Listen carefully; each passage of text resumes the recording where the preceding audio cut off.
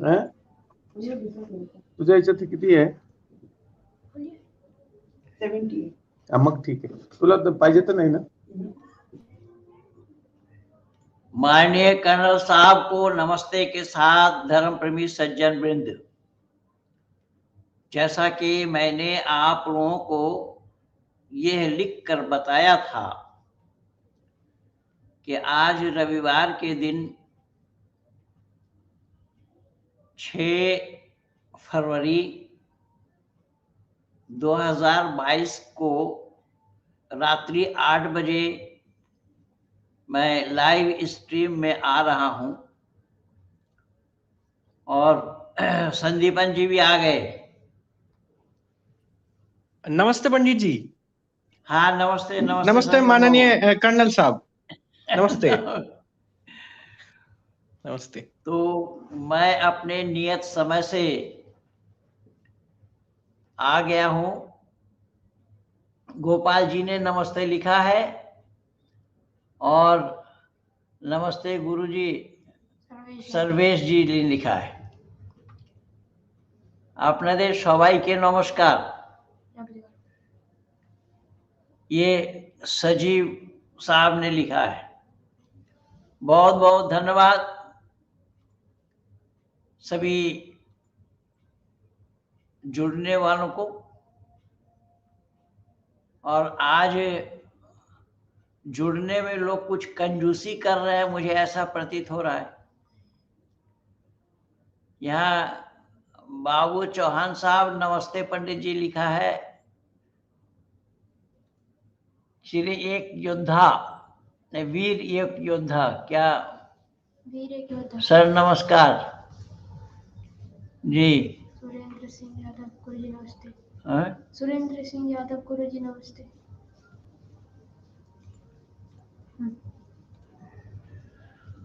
तो हमारे जुड़ने वाले विनोद कुमार जी, जय श्री राम। क्या है जय श्री राम है क्या भाई? जय श्री राम अभिवादन है, नमस्ते है। मैं कई बार बोल चुका हूं कि हमारा अभिवादन एक शब्द है, नमस्ते। केवल नमस्ते को छोड़ करके दूसरा कोई अभिवादन नहीं है। जय श्री राम है तो श्री राम का जय ना हो तो जय किसका हो? रावण का। बस जय श्री राम बोलने से तो हमारा अभिवादन नहीं होता है। और राम जी जब धरती पर आए नहीं थे उससे पहले किसकी जय बोलते थे? हाँ नमस्ते। दया जी ने लिखा है नमस्ते गुरुजी, नमस्ते है कर्नल साहब, संदीपन जी, सबको नमस्ते लिखा है। दया जी, दया, हाँ जी जी, दया शंकर जी सबको नमस्ते लिखा है। और हम सब लोगों के तरफ से आपको भी, देखिए यही एक शब्द है नमस्ते। नमस्ते एक दूसरे के लिए। आपने नमस्ते बोला तो फौरन हमने आपको नमस्ते बोल दिया कि मैं आपका अभिवादन करता हूं, मैं आपका सम्मान करता हूं, मैं आपका स्वागत करता हूं, मैं आपका अभिनंदन करता हूं। ये सारा इसमें आ जाता है। इसलिए एक ही शब्द है जिसको केवल और केवल नमस्ते बताया गया है। अब यहां परेशानी देखिए, एक मैं और भेद खोल रहा हूं आज, और माननीय कर्नल साहब को भी मालूम होगा। अब यहां लोकाचार में लोग नमस्ते नहीं बोलते हैं, नमस्कार बोलते हैं। विशेष करके हिंदू संगठन वाले नमस्कार बोलते हैं। आरएसएस वाले भी नमस्कार बोलेंगे, वो नमस्ते बोलेंगे नहीं, क्योंकि नमस्ते बोलने से ये पता चलेगा कि यार ये समाजी है। इनकी पहचान इन लोगों ने ये बनाई है कि कोई अगर एक दूसरे से नमस्ते कहे तो वो समझ लेते हैं, ये समझते हैं कि वो आर्य समाजी है।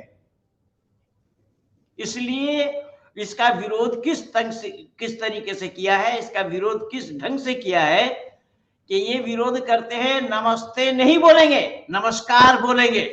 लेकिन मैं आज ऊंची गला से बोल रहा हूं कि नमस्ते अगर आर्य समाजियों का है, नमस्ते अभिवादन नहीं है, नमस्कार अभिवादन है, तो फिर वहां झंडा के सामने सामने जा करके नमस्ते सदा वत्सले मातृभूमि क्यों कहते हो? वहां नमस्कार सदा वत्सले मातृभूमि क्यों नहीं कहते?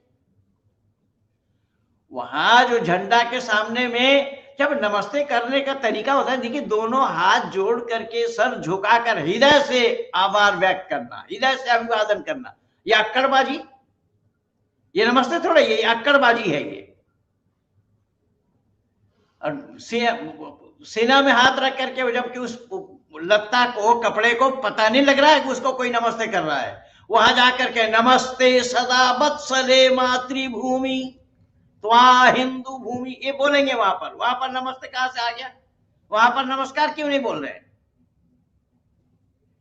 अब इनकी मूर्खता को कितना बताया जाए, जितना बोलूंगा उतना ही कम और थोड़ा है। खैर,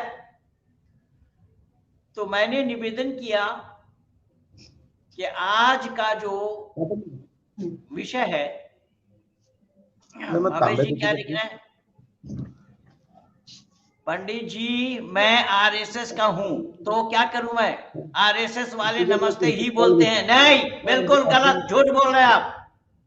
भावेश जी आपको मालूम ही नहीं है, नमस्ते नहीं बोलते हैं, नमस्कार बोलते हैं। मुझे भी अपने से अलग मत समझना, मैं सब देख करके जान करके ही मैं काम करने लगा हूं शुरू से ही। मैंने ठेंगरी जी के साथ प्रचार किया, मैंने देशमुख जी के साथ प्रचार किया, मैंने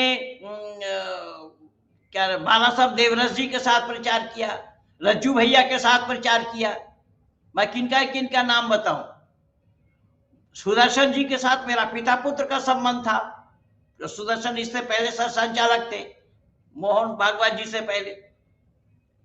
और सुदर्शन जी के सामने में ही उनके कमरे में, झंडे वाला उनके कमरे में बैठ करके 13 परिवार के 80 सदस्य, जाटव परिवार के, दिल्ली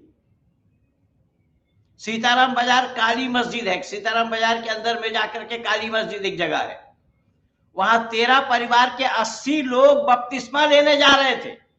उनको मैं ही बचाया ईसाई बनने से। सुदर्शन जी उस दिन उनके कमरे में ही बात हो रही थी उनके मुखिया से। स्वदेशपाल गुप्ता जी भी थे और हमारे भाई आचार्य भवभूति जी भी थे, जो आचार्य भवभूति आज नहीं रहे हमारे बीच। इन सब के सामने सुदर्शन जी ने मेरा पीठ थपथपाया कि बाबा दयानंद का आशीर्वाद है आप पर, जबकि सुदर्शन जी भी नहीं है। वो बात ऐसी हुई थी, मैं आप लोगों को आज सुना ही देता हूं। सुरेंद्र जी क्या लिख रहे हैं?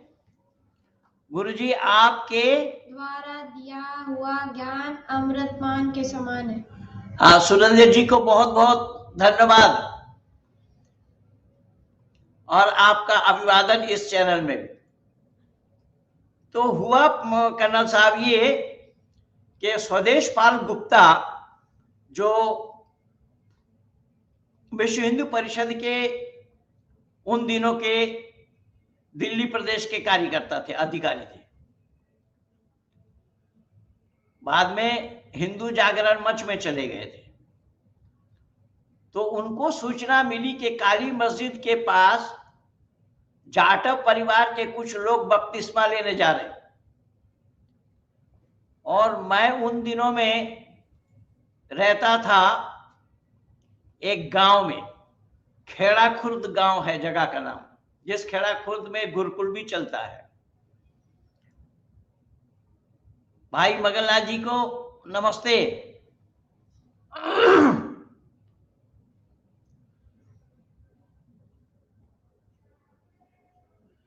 हाँ, कर्नल साहब को नमस्ते, सबको नमस्ते लिखा है भाई साहब ने। नमस्ते तो, नमस्ते। हाँ, अमित जी भी सबको नमस्ते लिख रहे हैं। हम सब की ओर से आपको भी नमस्ते। तो स्वदेशपाल जी ने मेरे को ये सूचना दी कि पंडित जी क्या कहना है। तो मैंने कहा उनके जो मुखिया है उनको बुला लीजिए। तो कहाँ बुलाएंगे? मैंने कहा कि केशव कुंज में ही बैठेंगे। उन दिनों में संचालक थे अपने सुदर्शन जी। सुदर्शन जी के कमरे में बैठे हम सभी। तो मैं उनसे पूछा कि आप बपतिस्मा क्यों लेने जा रहे हैं, ईसाई बनने क्यों जा रहे हैं? तो बोले ईसाई धर्म अच्छा लगता है। मैंने पूछा इनसे कि ईसाई धर्म है ये आपको किसने बताया? बोले जैसा हमारा हिंदू धर्म है वैसा ईसाई धर्म है। मैंने कहा कि हिंदू भी कोई धर्म नहीं है और ईसाई भी कोई धर्म नहीं। देखिए ये एक्स हिंदू हैं, ये एक्स हिंदू लिखते हैं अपने को, एथिस्ट। अब ये देखिए ये जो नास्तिक बता रहे हैं अपने को, ये एक्स हिंदू। तो जब जन्म हुआ था तब क्या था भाई? जब तूने जन्म लिया था उस समय क्या था? अब तू नास्तिक बन रहा है या आस्तिक बन रहा है, कुस्तिक बन रहा है, अब कुछ भी बने, लेकिन जब तू जन्म लिया था उस समय क्या था? जा अपने मां से पूछ कर क्या पहले। तो मैंने उनसे पूछा तो उन्होंने बोला कि वहां हमें शांति सुकून मिलती है। कहां? बोले गिरजा में। तो मैंने कहा कि उससे भी कोई सुकून वाली जगह आपको दिया जाए तो आप संतुष्ट हैं? तो बोले हाँ हम आ सकते। तो मैंने कहा कि आप ईसाई बनने जा रहे हैं, आपको ये पता होना चाहिए कि ईसाइयों की मान्यता ये है कि हजरत ईसा मसीह ईश्वर के इकलौते बेटे हैं। बोले हाँ, वो तो मैं 6 सप्ताह से जा रहा हूं और पादरी ने हमें पहले ही बताया था कि ईसा मसीह ईश्वर के इकलौता बेटे हैं। तो मैंने उनसे पूछा कि आप ईश्वर के सौतेले बेटे हैं क्या? बोले क्यों? मैंने कहा जब ईसा मसीह ईश्वर के इकलौते बेटे ठहरे तो आप सौतेले बेटे होंगे। जब एक ही मात्र बेटा यीशु हुआ तो यीशु एकमात्र बेटा अगर ईश्वर का हुआ, इकलौता बेटा, तो बाकी सब बेटे सौतेले हो जाएंगे। तो बोलिए तो मैं सोचा नहीं था। मैंने कहा कि यही तो आपके साथ परेशानी है कि आप जानते नहीं है। तो इन सब सच्चाई को जब मैंने एक एक करके उनके सामने उठा करके रखा तो फिर कहा कि मैं ईसाई नहीं बनूंगा। उस दिन सुदर्शन जी ने मेरा पीठ थपथपाया और कहा कि बाबा दयानंद का आशीर्वाद है आप पर। तो इस तरीके से मैंने, पर आरएसएस वाले ये काम नहीं कर रहे। अब तो आरएसएस वाले वो काम कर रहे हैं, एक मुस्लिम राष्ट्रवादी मुस्लिम संगठन बनाया इन्होंने, और मोहन भागवत जी क्या क्या कह रहे हैं इस्लाम वालों के लिए वो तो सबके सामने है। खैर उधर मैं नहीं जा रहा हूं। आज जो मेरा विषय है, बाबूजी क्या लिख रहे हैं चौहान साहब? गुरुजी आपका ज्ञान से मेरा जिंदगी सफल हो गया। बहुत बहुत धन्यवाद बाबू आपको चौहान साहब। परमात्मा आपको और शक्ति दे, आप सत्यान्वेषी बने, सत्य के साथ जुड़े।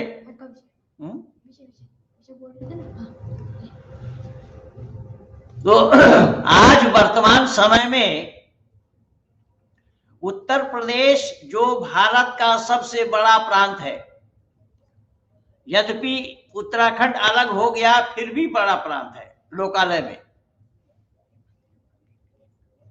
यानी पॉपुलेशन की दृष्टि से। यद्यपि क्षेत्रफल में सबसे बड़ा प्रांत मध्य प्रदेश है, किंतु पॉपुलेशन की दृष्टि से उत्तर प्रदेश सबसे बड़ा प्रांत है। और संपूर्ण भारत की राजनीति उत्तर प्रदेश में ही टिकी हुई है। उत्तर प्रदेश की राजनीति संपूर्ण भारत को संचालन करने की क्षमता रखती है। और इससे पहले भी देखा होगा आप लोगों ने कि कई प्रधानमंत्री यूपी से आए, और यूपी से तो वो भी आए जिनको एक वोट मिला केवल। सरदार पटेल के मुकाबले में जिनकी हार हुई, फिर भी मोहनदास करमचंद गांधी ने भारत का प्रधानमंत्री बना दिया उस नेहरू को। ये 420 वाला काम भी यूपी वालों ने ही किया हुआ है। तो मैं उधर नहीं जा रहा हूं। मेरा विषय केवल ये है कि वर्तमान उत्तर प्रदेश के अंदर में ये चिल्ला रहे हैं लोग जाति और वर्ण, इस जाति के उस जाति के, ये सब जाति जाति चिल्ला रहे हैं। कहीं ब्राह्मण जाति है, कहीं जाट जाति है, तो कहीं ये जाति है, कहीं गुजर जाति है, तो कहीं कुछ है। इस तरीके से हो रहा है। लेकिन सच्चाई ये है कि जाति मानव मात्र के एक होते हैं। हमारा शास्त्र का कहना है, शास्त्रकारों ने बताया है, समान प्रसवात्मिका सा जाति, अर्थात प्रसव करने का तरीका जिनका एक है वो सब एक जाति के ही हैं। विप्लव जी भी जुड़ गए हैं, संदीपन बाबू। जी जी। तो हम सब की ओर से विप्लव जी को भी नमस्ते। नमस्ते नमस्ते। तो नमस्ते। शास्त्र का कहना है कि प्रसव करने का तरीका जिनका एक है वो सब एक जाति के हैं। तो मानव मात्र का प्रसव करने का तरीका एक है, इसीलिए मानव मात्र के एक ही जाति हैं। पीयूष शर्मा जी क्या लिख रहे हैं? सर, राम जी के समय वर्ण प्रथा थी क्या? क्या हमने दलित के साथ सच में अत्याचार किया? दलित नाम का कोई समाज ही नहीं है, दलित किसी का नाम नहीं है। ये तो मोहनदास करमचंद गांधी की मेहरबानी है जो इन बात को जन्म दिया।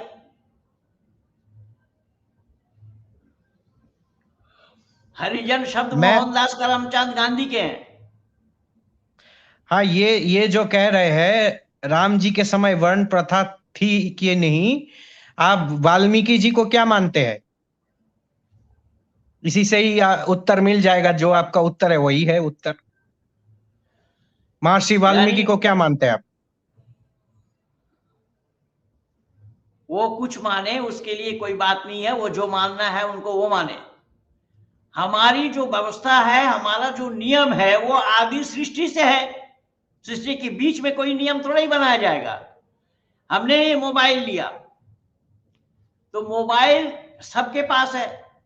जब मोबाइल खरीदा जाता है तो इसके साथ बुकलेट देता है कि नहीं कंपनी? बुकलेट दिया है कि नहीं? इसको हैंडल करने का तरीका है।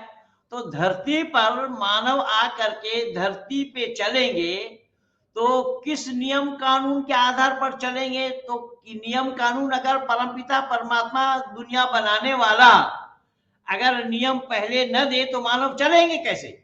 इसलिए राम जी नहीं, राम के दादाजी के काल में भी, उनसे भी पहले भी चतुर्वर्ण मया सिस्टम गुण कर्म विभागसौ, ये 4 वर्ण हैं जो गुण कर्म के ऊपर ही इसकी व्यवस्था होती है वर्ण की। सबको नमस्ते। मैं दमन से हूं, मुझे आज सत्यार्थ प्रकाश मिली है। बहुत बहुत धन्यवाद है विशाल जी। विशाल जी हलपति, देखिए ये अंडमान निकोबार द्वीप से मिले हैं, दमन से, दमन द्वीप, और इनको सत्यार्थ प्रकाश मिली है आज। मैं आपको धन्यवाद देता हूं। बस सत्यार्थ प्रकाश मिली है तो उसको पढ़ने का प्रयास करना बाबू। ले करके कपड़ा लपेट के घर में रख मत देना। हम लोगों का प्रयास विफल होने मत देना। हम लोग सत्यार्थ प्रकाश अपने डाक खर्च अपने तरफ से लगा करके, अपने जेब से लगा करके लोगों को भेजते हैं, और लाखों सत्यार्थ प्रकाश अब तक हमारी टीम ने विभिन्न प्रांतीय भाषा में लोगों को भेज दिया है, जिसका पायोनियर भाई मगनलाल जी दीवानी है। मगनलाल जी बड़े अंदाज से इस काम को कर रहे हैं। केवल सत्यार्थ प्रकाश ही नहीं अपितु वैदिक साहित्य को हम जन जन तक पहुंचा रहे हैं, ताकि लोग वेद के सच्चाई को जाने, वैदिक परंपरा को जाने, वैदिक मर्यादा को जाने, ऋषि परंपरा को जाने, ऋषियों के उपदेश को जाने। ये उद्देश्य लेकर के हम लोग काम कर रहे हैं, और लाखों सत्यार्थ प्रकाश अब तक फ्री में हम लोगों ने बांटा है, और हम बना करके बोल रहे हैं, या जीते जागता प्रमाण आप लोग के पास है, ये आप लोग भी देख रहे हैं। ये गजेंद्र जी क्या लिख रहे हैं? पंडित जी, आपके आशीर्वचन सुनने से बहुत शांति मिलती है जी। नमस्ते। बहुत शांति मिलती है। जी जी, बहुत बहुत धन्यवाद है गजेंद्र बाबू। माननीय त्यागी जी, बहुत बहुत धन्यवाद है आपको कि आप समय निकाल करके हम लोगों के विचारों को सुनते हैं। और हमारे यहाँ का नियम है कि संचालन तो मैं करता हूँ, लेकिन हमारे माननीय कर्नल साहब, भाई मगनलाल जी, संदीप रॉय जी और अपने विप्लव मंडल जी, जो भी हमारे टीम में लोग हैं, सब अपने अपने विचार आप लोग के सामने प्रस्तुत करते हैं।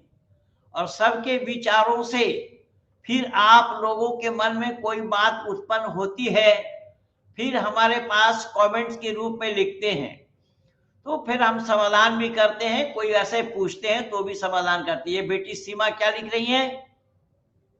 सादर नमस्ते पंडित जी और सभी धर्म प्रेमी सज्जन धर्म आत्माओं को मेरा नमस्ते जी। आज का विषय उत्तर प्रदेश के चुनाव के लिए लोगों को जाति से ऊपर उठकर राष्ट्र हित के लिए चुनाव करना चाहिए, मार्गदर्शन के लिए। जी हाँ, मैं इसीलिए तो मैं छिलाई हूं, शीर्षक तो यही रखा हुआ है कि आज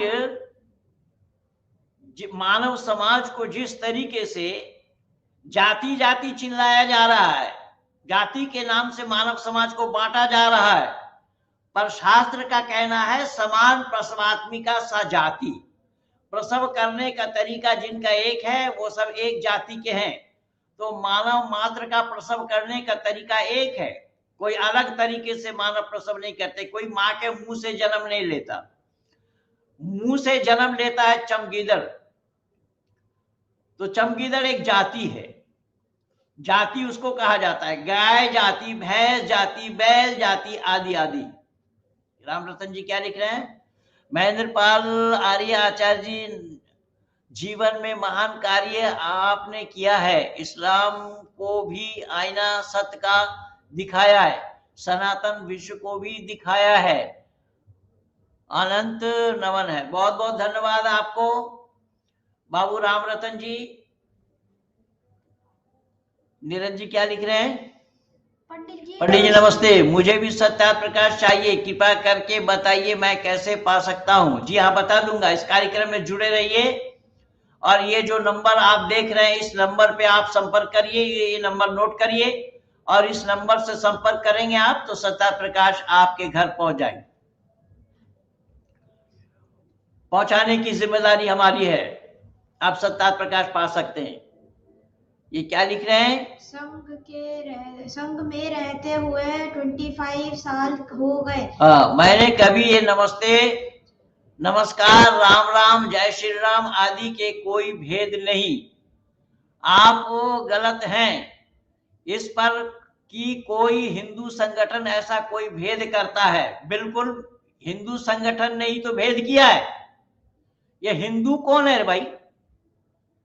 आप 25 साल से काम कर रहे हैं और मैं 39 साल से काम कर रहा हूं, तो 39 साल ज्यादा है या 25 साल ज्यादा है?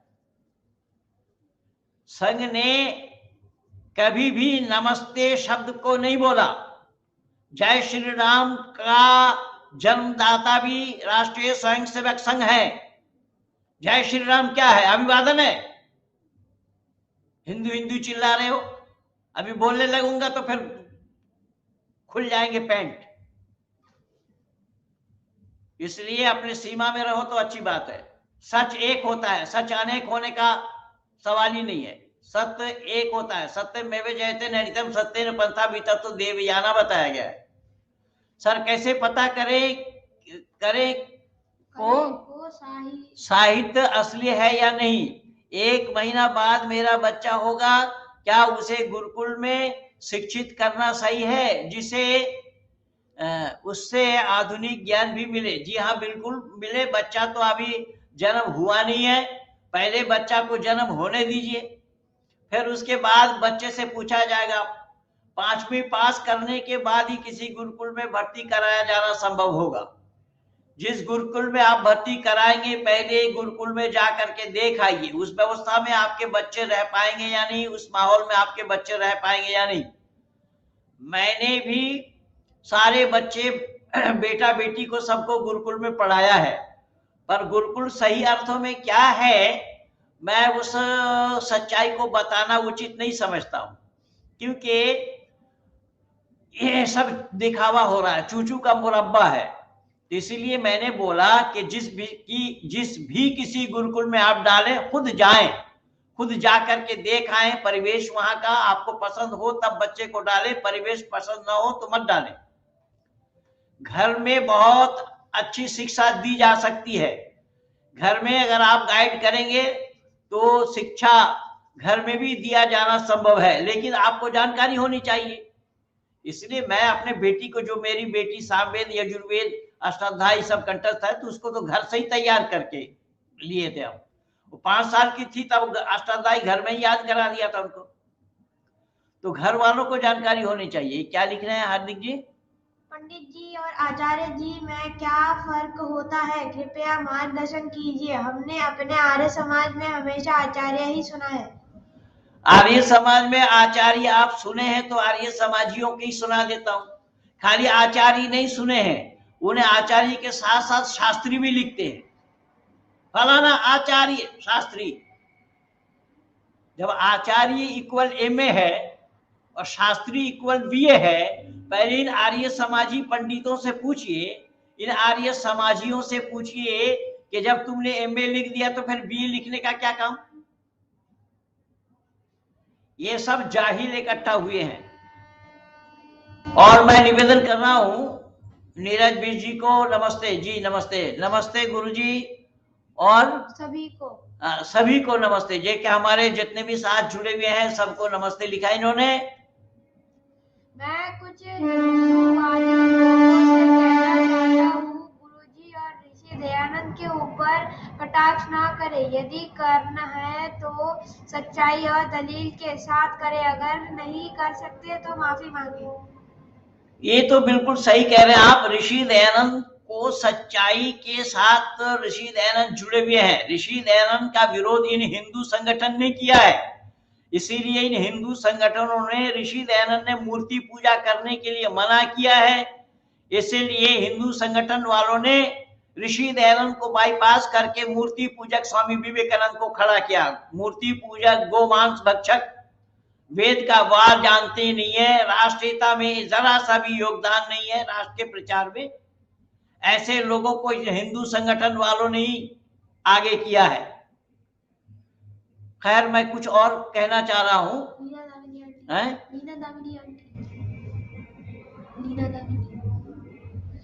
आपने देश और पृथ्वी के लिए बहुत अच्छा काम कर रहे हैं, आपको मेरा नमस्ते।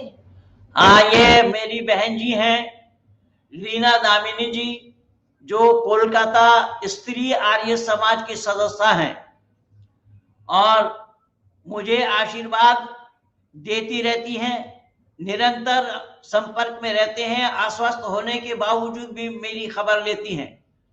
बहुत बहुत धन्यवाद बहन जी को। आपने देश के लिए जो काम किया है उन्होंने धन्यवाद दिया है। जी हाँ, रांची से बोल रहे हैं महेंद्र जी, आप ठीक हो, मैं आपका प्रशंसक हूं, लेकिन प्रसंग कार्य से अनभिज्ञ हो। मैं अनभिज्ञ हूं संघ कार्य से। अच्छा, संघ के कार्य को अनदेखी करना आपके अहंकार को दर्शाता है। अब कार को दर्शाए या अहंकार को दर्शाए वो तो सामने आने पर पता लगेगा। तुम संगठन के, संघ वालों के बड़े अधिकारी से पूछो, तुम क्या जानोगे, तुम रांची वाले हो। दिल्ली वालों से पूछो, संघ के कार्यकर्ताओं से, संघ के कार्यकर्ताओं से पूछो, जो मैं जिन जिन के साथ काम किया उन सब का नाम भी दर्शा दिया हुआ है। और आज जो राष्ट्रवादी मुस्लिम संगठन बनाया वो कौन बनाया? संघ ने बनाया है। डॉक्टर केशव बलराम हेडगेवार जी के पिताजी जो थे वो आर्य समाज के पुरोहित थे। ये तो गोलवलकर जी जो गुरु जी करके आए हैं उन्होंने गड़बड़ ज्यादा किया है। गुड़ और गोबर दोनों को इकट्ठा कर दिया, दोनों को मिला दिया गोलवलकर ने, क्योंकि वो वर्कर थे पर गोल थे, लंबाई चौड़ाई का कुछ भी पता नहीं था उनको, वो गोल वर्कर थे, इसलिए उन्होंने गोल गोल घुमाया है हिंदुओं को। पंडित जी नमस्ते। 39 বছরের প্রচেষ্টা সার্থক হয়েছে। আমরা আপনার শিষ্যরা বিগত 1 মাস যাবত বৈদিক গুরুকুল সঞ্চালনা করছি। খুব ভালো কথা, খুব ভালো কথা। আমি তো হোয়াটসঅ্যাপে ধন্যবাদ দিয়েছি बाबू তোমাদেরকে। ये समर राजभर जी लिख रहे हैं कि गुरुजी आप जो 39 वर्षों से प्रयास कर रहे हैं, प्रचेष्टा आपकी है और आपके शिष्य हम लोग हैं। हम लोगों ने भी विगत 1 महीना से छोटे छोटे बच्चों को सिखाने के लिए गुरुकुली प्रणाली व्यवस्था संचालन कर रहे हैं, ये लिखा है। बहुत बहुत धन्यवाद। परमात्मा आपको और शक्ति दे। इस तरीके से आप लगे रहे वैदिक संस्कृति को अपनाने में, वैदिक संस्कृति को उजागर करने में।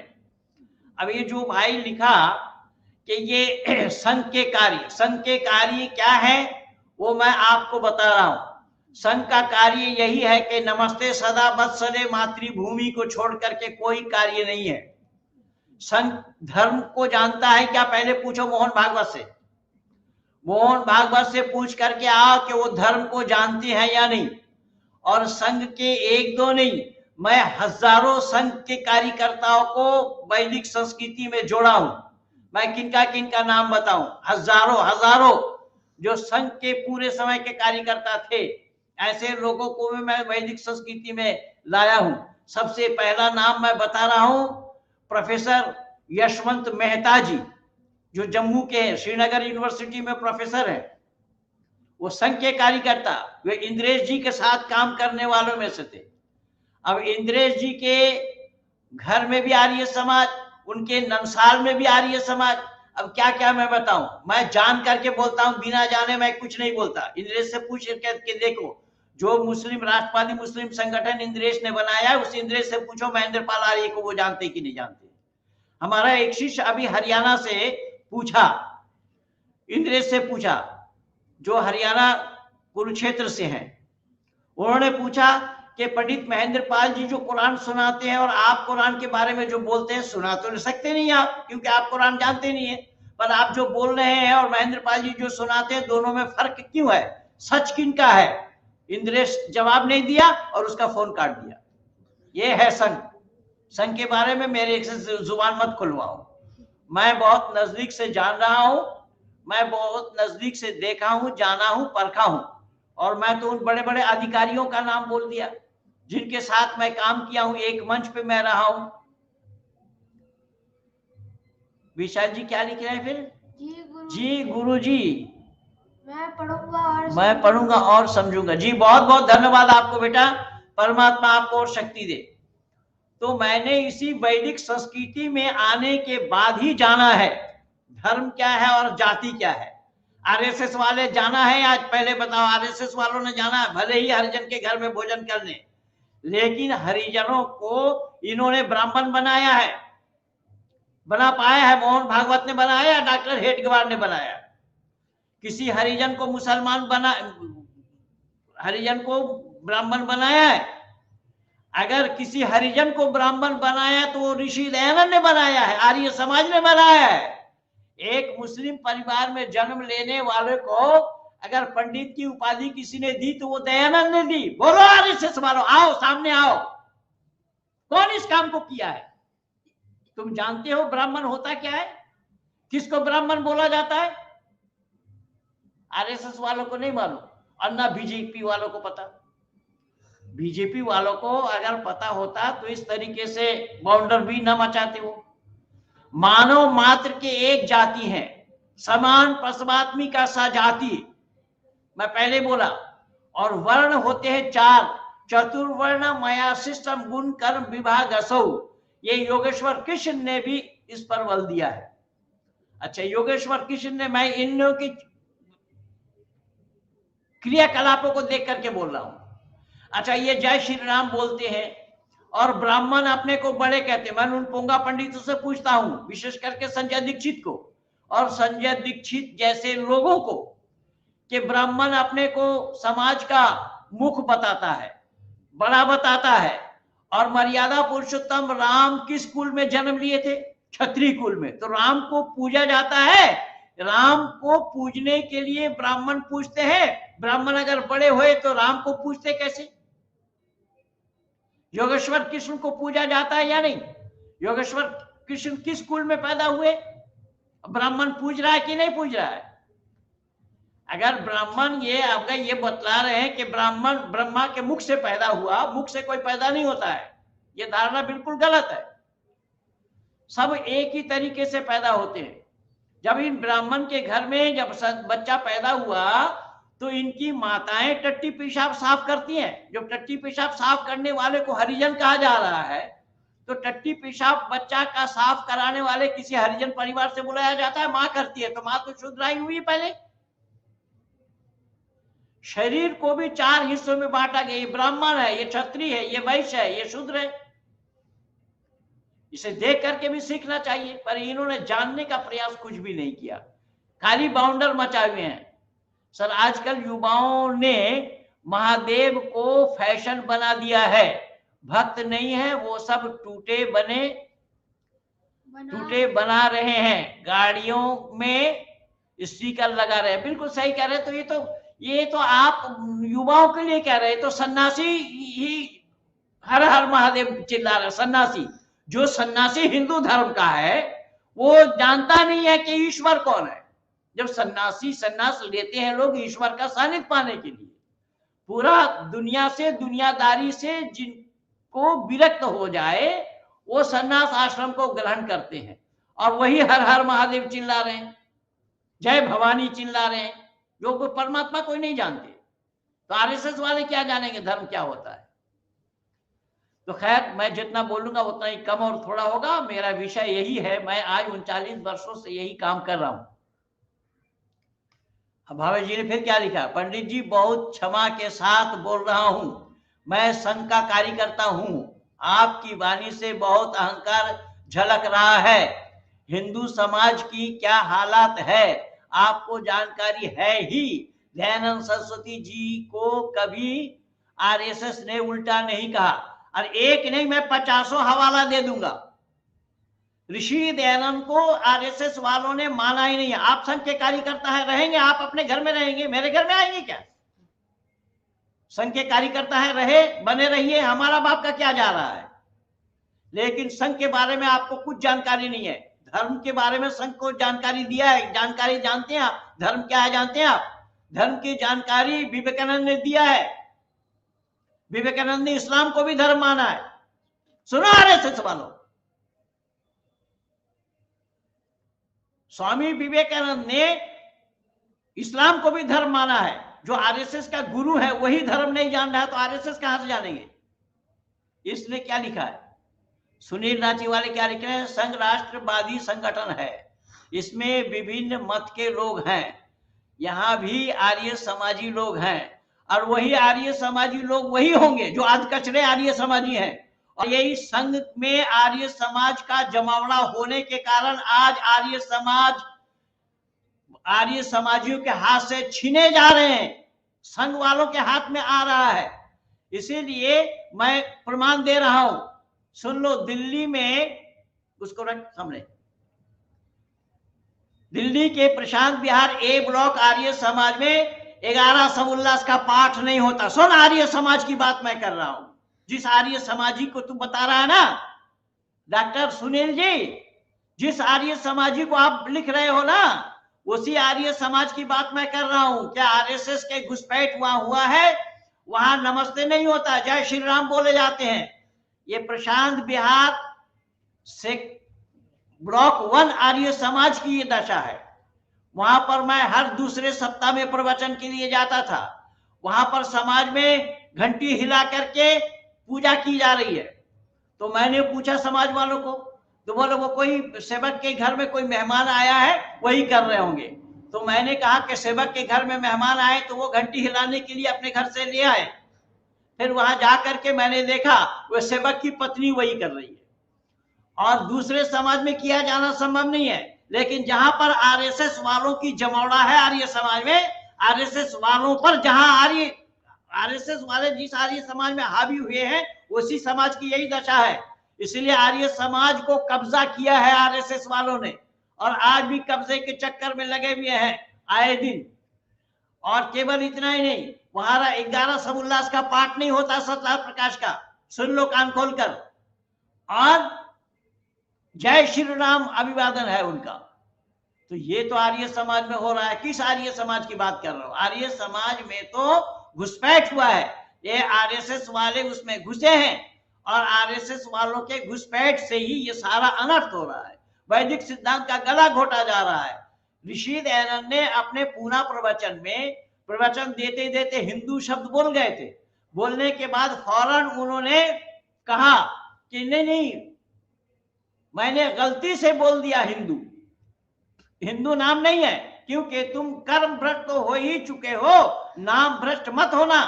अरे हिंदू सुन लो, तुम लोग कहते हो ना गर्व से कहो हम हिंदू हैं। गर्व से कहो हम हिंदू हैं। हिंदू होने में क्या गर्व है? हिंदू चोर, लुच्चा, लफंगा, शराबी, कबाबी, दगाबाज, बदमाश, काला, काफिर को कहा गया है। देख लो, गया सुन लो फारसी शब्दकोश, अरबी शब्दकोश करीबी लोगात को देख लो, फिरोजी लोगात उर्दू शब्दकोश को देख लो, लोगात फिरोजी उर्दू शब्दकोश को देख लो। तुम लोगों ने तो जाना नहीं, जानने का प्रयास भी नहीं किया।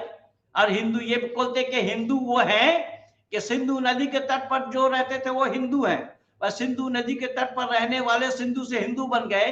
तो सिंध प्रांत को हिंदू प्रांत क्यों नहीं बोला? सिंधु नदी को हिंदू नदी क्यों नहीं कहा? ओ डॉक्टर सुनील, है जवाब तुम्हारे पास? अगर ये बोल रहे हैं कि फारसी भाषा में, वीर सावरकर की मान्यता है। वीर सावरकर ने लिखा है कि ये सिंधु नदी के तट पर जो लोग रहते थे मुसलमानों, उनको हिंदू कह के पुकारा, क्योंकि फारसी भाषा में सा नहीं है। और इन जाहिलों को ये पता नहीं कि अगर फारसी भाषा में सा ना हो तो फारसी कैसे हो जाएगा? फार ही होगा। मुसलमान कैसे होगा? मुहलमान होगा। अगर सिंध से हिंदू बन गया तो मुसलमान कहां से आ जाएगा? मुसलमान होगा। आप 12 महीना को वर्ष बोलते, मुसलमान उसको साल कैसे कहते? उसका हाल होना चाहिए था। ये सब जाहिल लोग हैं, सब अपढ़ इकट्ठा हुए हैं और उसी जाहिलाना काम इन लोगों का हो रहा है। इसीलिए इन्होंने इस्लाम को भी धर्म माना है, स्वामी विवेकानंद ने भी माना है। यही तो मैं निवेदन कर रहा हूं। तो कहने का तात्पर्य मेरा यह है कि आज मानव समाज को जिस तरीके से बांटा जा रहा है, मानव सब एक है, सब ईश्वर के संतान है। मानव में से छोटा बड़ा कोई नहीं होता। जन्म से कर्म से ही छोटा बड़ा होता है, जो कर्म से वीर उठते हैं। इसीलिए संस्कारात् द्विज उच्यते बतलाया गया, संस्कार से ही वे द्विज बनते हैं। स्वयं जी क्या लिख रहे हैं? स्वयं वीर जी, नमस्ते गुरु जी, सादा चरण स्पर्श। हम आपके इस वैदिक धर्म के जागृति कार्य से हम बहुत उत्साहित हैं। ईश्वर आपको उत्तम स्वास्थ्य और दीर्घायु प्रदान करे। हम आपके चरणों में नमन करते हैं। धन्यवाद। ये हमारे सोहन वीर जी, ये मेरठ के रहने वाले हैं, झुंझुनू के, तो हमारे साथ जुड़े हुए हैं व्हाट्सएप में भी। तो कहने का तात्पर्य मेरा यह है कि आज सारा इस तरीके से सब मिल करके अनर्थ कर रहे हैं। तो अब मैं विप्लव बाबू से प्रार्थना करूंगा। विप्लव बाबू, आप इस संदर्भ में क्या कहना चाहते हैं, जरा बताइए हमारे दर्शकों को।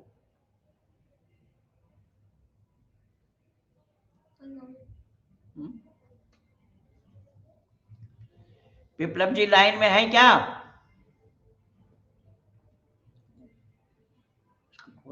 उन्होंने म्यूट करके रखा है।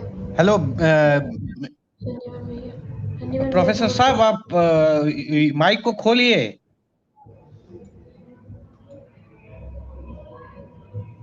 हेलो। चलिए संदीपन जी बोलिए, आप बोलिए।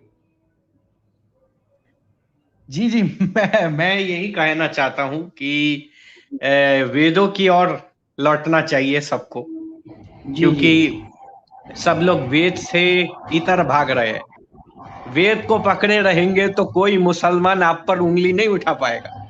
और बाकी जो कुतुब है, बाकी जो किताबें हैं, वो किताब तो उसका पढ़ करके उद्धार नहीं किया जा सकता। ऐसी ऐसी बातें उस किताबों में लिखी गई है। आप भागवत पुराण के 30वें अध्याय को पढ़ लीजिए, आपको पता चल जाएगा कि किस प्रकार से अनर्गल बातें वहां की गई है। तो वेद की तरफ आना चाहिए, और वेद में ही एक ईश्वरवाद है। और जहां मुसलमान लोग हमें दावत दे रहे हैं, मुसलमान हमें एक ईश्वर का दावत दे रहे हैं, अरे मुसलमानों की इतनी ये नहीं होना चाहिए। मुसलमानों को हम देंगे एक ईश्वरवाद की दावत, लेकिन आज हम हिंदुओं के लोगों को कारण ये ही तो हुआ है, हिंदुओं के कारण ही तो हुआ है। हिंदू एक ईश्वरवाद आदि सृष्टि से है। एको देवा सर्वभूतेषु गुणः सर्वव्यापी सर्वभूतांतरात्मा, वेद में परमात्मा ने उपदेश दिया है, लेकिन हिंदू ने स्वीकार कब किया है? हिंदू तो तुलसी के पीछे पड़ा है, और तुलसी के पीछे पड़ने से ही हिंदुओं की ये दशा है। ये राष्ट्रीय स्वयंसेवक संघ उसी को ही फॉलो करते हैं, इसीलिए इन्होंने धर्म का धा तक नहीं जाना। धर्म क्या है उसको जानते ही नहीं है, तो अपनाना बहुत दूर की बात है। बोलिए संदीपन जी। जी, तो यही है कि जो लोग इमारत की पूजा करते हैं, इमारत का तवाफ करते हैं, इमारत को चूमते हैं, जबकि इमारत को चूम करके उस इमारत को पता नहीं चल रहा, उस पत्थर को पता नहीं चल रहा है, दूसरों को बोलते हैं बुत परस्त है और खुद बुत परस्ती करते हैं। तो बुत परस्ती हमारे यहां तो नहीं है, तो हमें उनको दावत देना चाहिए कि आओ, तुम जो इस बिल्डिंग की पूजा कर रहे हो, उस बिल्डिंग को छोड़ करके आओ, एक ईश्वर की पूजा करते हैं। उस पत्थर को पता नहीं चल रहा है कि कौन उसको बोसी दे रहा है। जी संदीपन जी, मैं आपको रोक करके एक सवाल ये आया है पीयूष शर्मा जी का, मैं उसको पढ़ के सुनाता हूं और जवाब आपसे मांगता हूं।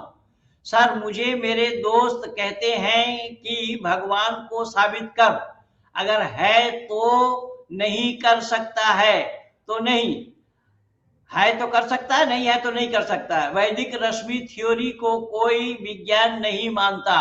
संदीपन जी, ये विषय आपका है और आप प्रकाश डालिए। मैं देखिए, कहने को तो बहुत सारा चीजें हैं, लेकिन जो समझेगा नहीं ना, उसको नहीं समझाया जा सकता।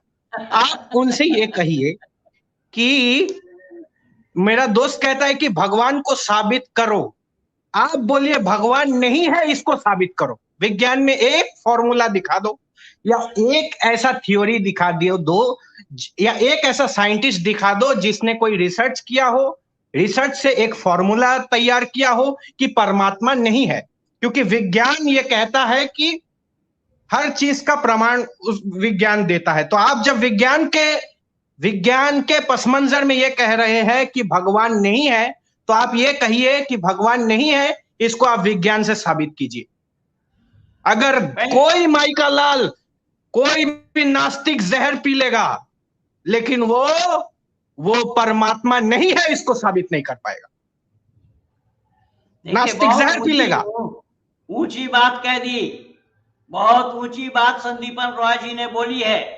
मैं परमात्मा को साबित करने के लिए बोल रहे हैं, ये परमात्मा तो बहुत दूर की बात है। तुमने यो लिखा है, किस चीज के द्वारा लिखा है? पहले अपनी बात बताओ। तुमने ये जो लिखा है, तुम किस चीज से लिखा है? तुम्हारे शरीर के अंदर में कौन सी ऐसी वस्तु है, कौन सा ऐसा यंत्र है जिसके द्वारा तुम ये लिख पाते हो? और वो है आत्मा। शरीर में आत्मा है तो तुम लिख पाओगे, बोल पाओगे, खा पाओगे, पी पाओगे, चल पाओगे, फिर पाओगे, सब काम करोगे। लेकिन उस आत्मा को देखा है क्या? पहले अपने आत्मा को देखकर क्या? क्योंकि आत्मा आंख का विषय ही नहीं है, और एक चीज आंख का विषय नहीं है। हाँ जी। और एक चीज मैं यही कहना चाहता हूं कि हर चीज का कारण है, हर चीज का कारण है। बिना किसी कारण के कोई क्रिया नहीं होती। अब बिग बैंग में यह कहता है कि विस्फोट हो गया, विस्फोट हो गया तो दुनिया बनती है। कोई दिमाग से पैदल वाले व्यक्ति तो मैं नहीं कहूंगा, थोड़ा दिमाग उनके पास हो कि विस्फोट से कोई चीज बनता है या विस्फोट से कोई चीज बिगड़ता है। विस्फोट से बिगड़ता है या बनता है? बिग बैंग बोल रहा है कि विस्फोट से चीजें बनती है। वो तो उसकी बात अपने आप में ही झूठी प्रमाणित हो रही है ना। कि बिग बैंग ने अगर बोला कि एक कोई चीज विस्फोट हुआ तब बनी, तो विस्फोट होने से देखने वाला जब नहीं होगा तो बनेगा कौन? कौन बना था पहले? किसने देखा? विस्फोट होते किसने देखा? जब बनी ही नहीं थी तो देखा किसने?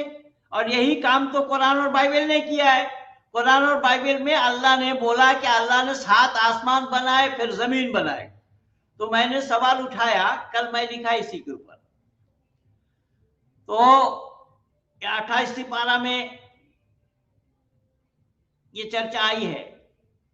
तो वहां अल्लाह ने 7वां आसमान बनाया, जमीन बनाई। तो आसमान खुली जगह को कहा गया है। इधर आसमान के अंदर में ही सब कुछ है। तो आसमान बनाया गया, जमीन भी बनाई गई, तो अल्लाह कहाँ था?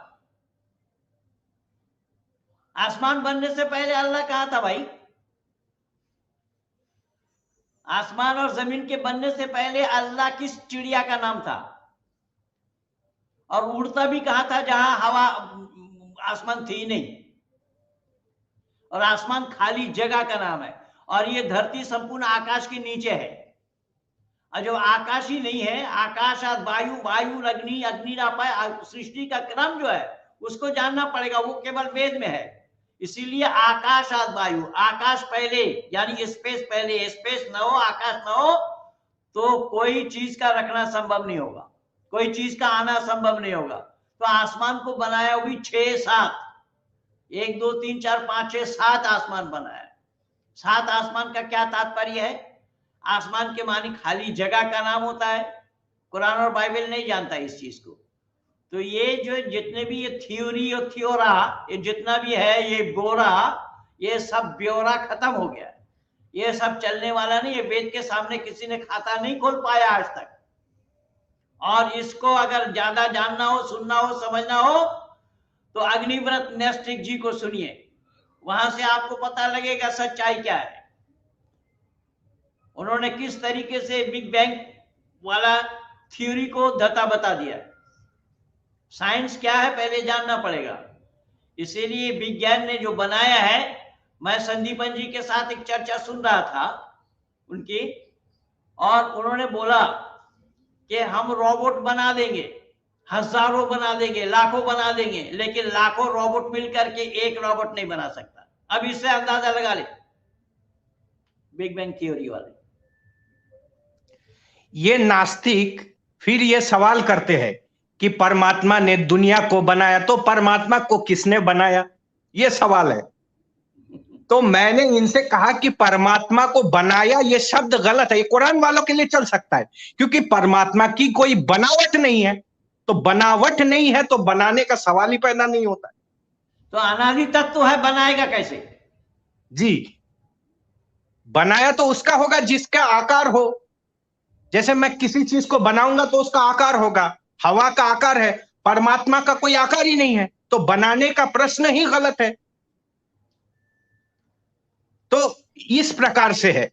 अब जैसे कोई ये पूछे कि ये, जैसे मेरे पास कॉपी है और एक कॉपी को दिखा करके मैं बताऊं कि इस किताब को कब लिखा गया, मैंने बोला ये किताब है ही नहीं, ये तो कॉपी है।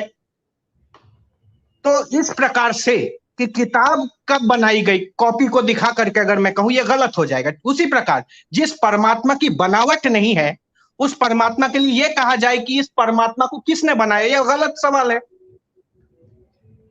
तो इसीलिए मैं यही कहना चाहता हूं, आओ नास्तिक को भी मैं बताऊंगा।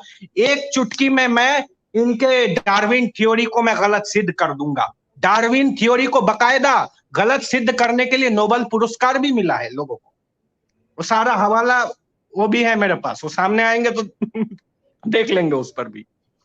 ये तो आयुष्मान आर्य जी ने यही तो लिखा है कि ये जो बैंग थ्योरी है, बिग बैंग वाला, तो इसको क्रिएट करते हुए किसने देखा है? उसने काम किया है, क्योंकि न्यूटन का पहला नियम है, कहता है कि किसी भी पदार्थ में गति के लिए एक्सटर्नल फोर्स चाहिए। तो वो फोर्स कौन सा है? जी जी, बिल्कुल सही कहा है उन्होंने। कोई चीज अपने आप विस्फोट हो गया तो विस्फोट अपने आप कैसे हो जाएगा भाई? उससे पहले क्या था? विज्ञान मौन है उस पर। उससे पहले क्यों नहीं फटा? हाँ, तो इस पर भी विज्ञान कुछ नहीं कह रहा। क्यों का क्वेश्चन मार्क का सवाल का जवाब तो विज्ञान वालों ने दिया नहीं है। क्वेश्चन का आंसर विज्ञान वालों ने कहा दिया है? जी, अब हमारे प्रोफेसर साहब जुड़े हैं क्या? जुड़ गए? हेलो प्रोफेसर साहब, माइक को आप माइक खोल लीजिए जरा।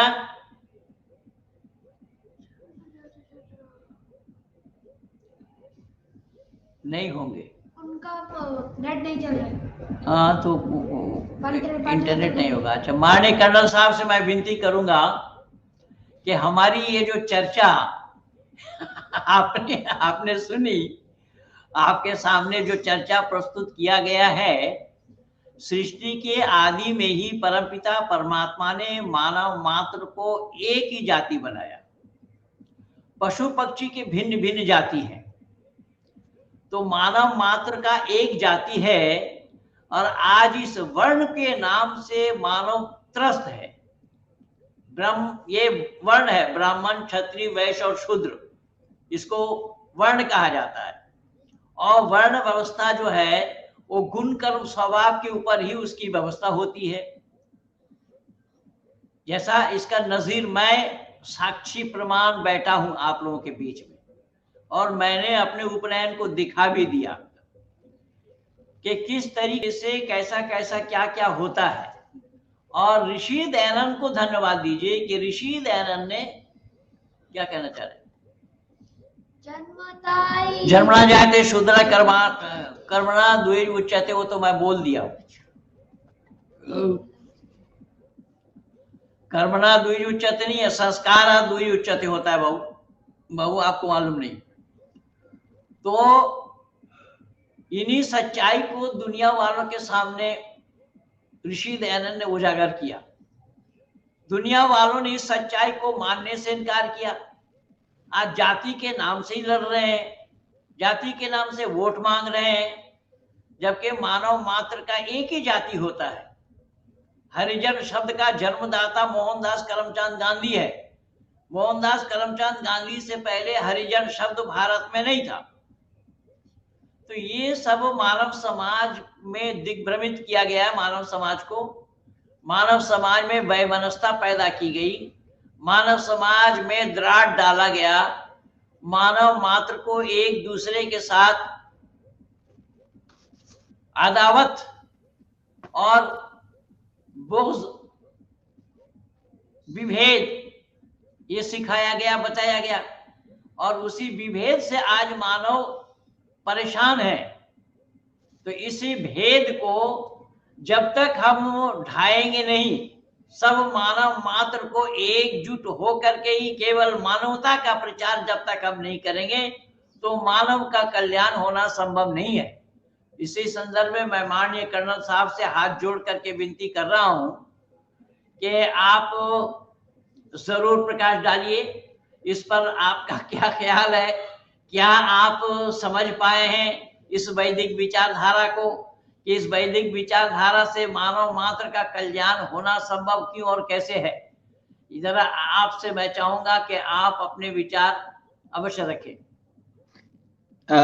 पंडित जी पुनश्च आपको नमस्ते।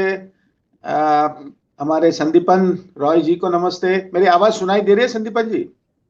जी जी जी, नमस्ते नमस्ते जी जी नमस्ते। पंडित जी देखिए, आप तो मैं कहता हूं कि आप ज्ञान का भंडार हो। मतलब मैं ज्यादा कुछ नहीं बोल पाऊंगा, जो भी आप इतनी वेदों के बारे में जो बताते हो, कुरान के बारे में बताते हो, आप तो एक ज्ञान का भंडार हो, ज्ञान का समुद्र हो। आप इतनी विचारों की गहराई नीचे ले जाते हो, तो लोगों को समझने में थोड़ा देर लगेगा, क्योंकि जैसे आप हमेशा कहते हैं कि अगर कोई बीमार व्यक्ति हो तो ये उस व्यक्ति को अगर ठीक करना है तो उसको इंजेक्शन देना पड़ता है, जिससे जो सुई उसके शरीर में लगाते हैं तो उसको दुख होता है। उसी प्रकार अगर इंजेक्शन नहीं देना, उसको कोई दवा देनी पड़ती है, वो शायद कड़वी होती है, क्योंकि उस व्यक्ति को ठीक करना है। उसी प्रकार ये मैं समझता हूं समाज में बहुत सारे बीमार लोग हैं। शायद हम भी बीमार थे आपसे जुड़ने से पहले, बीमार यानी विचारों से। तो इसका कारण ही सिर्फ यही है कि बहुत सारी चीजें लोगों को पता नहीं है। कितना सीधा सीधा आप नुक्ताचीनी करते हो, नमस्ते और नमस्कार के बीच में भी बता देते हो। ये नमस्ते सदा वत्सले, ये भी आप बात बता देते हो। आप सुदर्शन जी से जुड़े हो और उसी समय आप संदीपन जैसे एक इंजीनियर साहब से भी जुड़े हो। हमारे प्रोफेसर विपुल जी दिखाई नहीं दे रहे, उनका इससे पहले दिखाई दे रहे थे। तो आप सभी के साथ जुड़ रहे हो, तो मैं समझता हूँ ये गहराई जो विचारों की है, ये लोगों को समझने में थोड़ा समय लगेगा।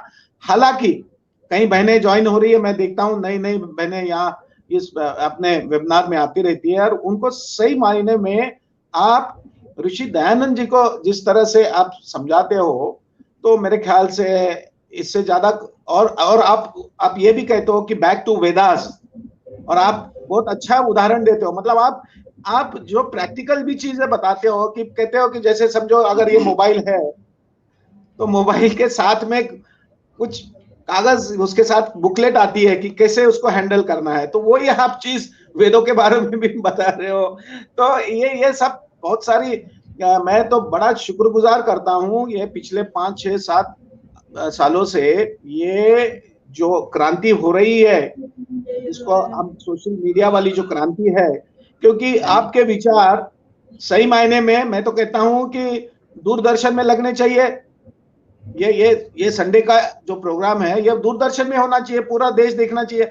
मैं तो कहता हूं हमारा गवर्नमेंट के पास जो दूरदर्शन है, वो उसका मतलब क्वालिटी इतना, मैं बुराई नहीं कह रहा हूं, लेकिन आज वो CNN या मुसलमानों ने उधर जो अरब देश में जो उनका जो चैनल बना रखा है, इतने भव्य दिव्य चैनल उनके हैं, क्या हम नहीं कर सकते हमारा सह्याद्री चैनल को भव्य दिव्य, और जिस उसमें आपके जैसे विचारवंतों को लाके पूरे सबको ये विचार जा सकते हैं। ये सिर्फ सो कॉल्ड सनातनी विचारधारा तो है ही है, उसके अलावा बहुत सारे जो इस्लामिक कंट्रीज है, उसमें भी आपके विचार सुनने के बाद में बहुत सारे लोग आपसे जुड़ रहे हैं। मैंने देखा है काफी सारे, या हमारे यहाँ महाराष्ट्र में काफी सारे, औरंगाबाद के कई सारे मौलवी आपके साथ जुड़ रहे हैं। मैं उनसे 1-2 से बात भी की, वो बहन भाई वे भी, उन्होंने तो बाकायदा कलेक्टर से चिट्ठा पढ़वा के लिखवा के प्रॉपर कागज के ऊपर वो सनातनी बन गए। तो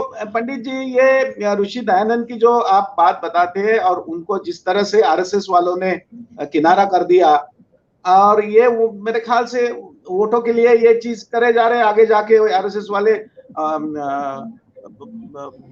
मुस्लिम संगठनों को इकट्ठा करने की कोशिश कर रहे। कोई जरूरी नहीं है, अभी अब तो ये जादुई चिड़िया हमारे साथ में है। एक बार पंडित जी को अगर सुनेगा तो वो बंदा ठीक ठाक ही हो जाएगा। तो इससे ज्यादा मैं आपको एक सच्चाई आज उजागर कर रहा हूँ। ये कई वर्ष पहले की बात है। आपके औरंगाबाद में डॉक्टर केशव बलराम हेडगेवार रुग्णालय हॉस्पिटल है जी, मेडिकल कॉलेज एंड हॉस्पिटल जी।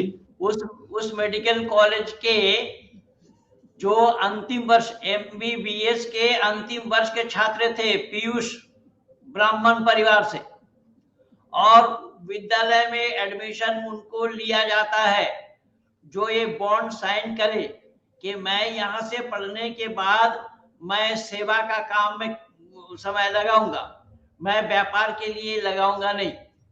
और वो लड़का एक मुस्लिम लड़की के चक्कर में मुसलमान बनने जा रहा था। आपके औरंगाबाद की घटना मैं सुना रहा हूँ माननीय कर्नल साहब। जब हमारे औरंगाबाद संभाजी नगर आर्य समाज के मंत्री दयानंद बसैया जी को पता लगा, वो रात्रि को आकर के मुझे सुनाने लगे। तो मैंने कहा कि माननीय मंत्री जी, उनके साथ संपर्क करिए और मुझे मिलाइए। रात को 12 बजे जाकर के उनसे मिला। RSS वाले जुबान खोल सकते हैं मेरे सामने? या RSS वालों ने उसको मुसलमान बनने से बचा पाया क्या? रात को 12 बजे मैं जाकर के उससे मिला, मेरे विचारों से प्रभावित हुए। अगला दिन, दूसरा दिन फिर एक कार्यक्रम रखा उसी डॉक्टर केशव बलराम रुग्णालय में। जितने भी MBBS फाइनल ईयर के छात्र थे, सब छात्र बैठे, सबके सामने मैं धर्म उपदेश दिया कि धर्म मानव मात्र का एक होता है, धर्म अलग होने का कोई सवाल ही नहीं है। अगर आरएसएस वाले ये धर्म को जानते होते तो आपने उस एमबीबीएस से फाइनल ईयर के छात्र को मुसलमान बनने से बचा पाते, लेकिन उनके पास ये योजना ही नहीं है। वो जानते ही नहीं है धर्म को कहां से बचाएंगे वो। ये सारा मेरा प्रैक्टिकल काम किया हुआ है। मैं किसी को खाता ना खोलने दिया हूं ना खोलने दूंगा। मैं 39 वर्षों से संपूर्ण विश्व के आंगन में यही काम कर रहा हूं, और मैं बिना प्रमाण का कोई बात नहीं करता, बिना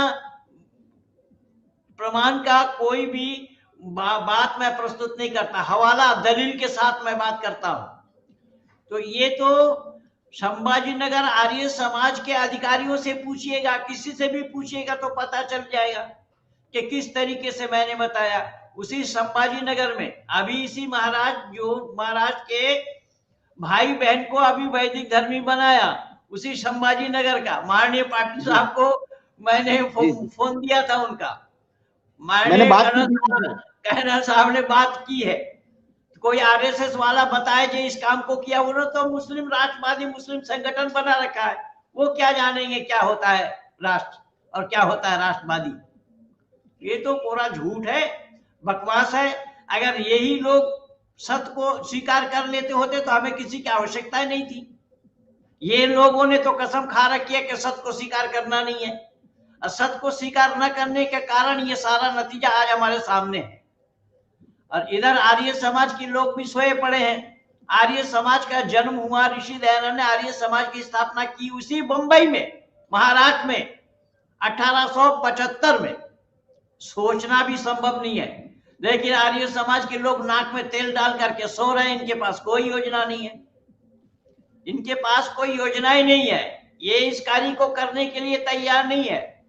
इसलिए मैं बोला ये रामपाल, जो टटपूजिया रामपाल जो अभी जेल में है, जो अपने को कबीरपंथी बताता है, उस रामपाल की संस्था अपनी पुस्तक फ्री में बांट रहे हैं और आर्य समाज के लोग नाक में तेल डाल करके सो रहे हैं। ये तो भाई मगललाल जी जैसे सज्जन पुरुष मुझे मिल गए हैं, तभी मैं जितने भी हमारी टीम में जितने भी लोग काम कर रहे हैं, भाई मगललाल जी की मेहरबानी से, भाई मगललाल जी उनको अपने खर्चे से ही, डाक खर्च अपना लगा करके ही सत्या प्रकाश हो या वैदिक साहित्य बांटते हैं। और ये भी मत समझिएगा कि हमें सब किताब मुफ्त में मिलते हैं, नहीं, हमें मुफ्त में केवल 100 सत्या प्रकाश सिलीगुड़ी आर्य समाज वालों ने दिया है। सारा किताब हमें खरीदना पड़ता है। और मैं आज आप लोगों को ये भी बता दूं, vedrishi.com से हम किताब खरीदते हैं, या अमर स्वामी प्रकाशन जो मेरे गुरुजी के नाम से है, उस प्रकाशन से हम किताब खरीदते हैं और फिर दुनिया में वितरण करते हैं। मेरी ये जो 5 पुस्तकें हैं,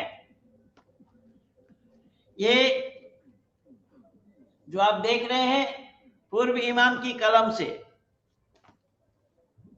मस्जिद से यज्ञशाला की ओर, अकल पर दखल न देने वाले धर्म और मजहब के भेद को क्या जाने। अकल पर शब्द पर ध्यान देना, क्या बोला, इस क्या नाम रखा इसका, अकल पर दखल न देने वाले धर्म और मजहब के भेद को क्या जाने।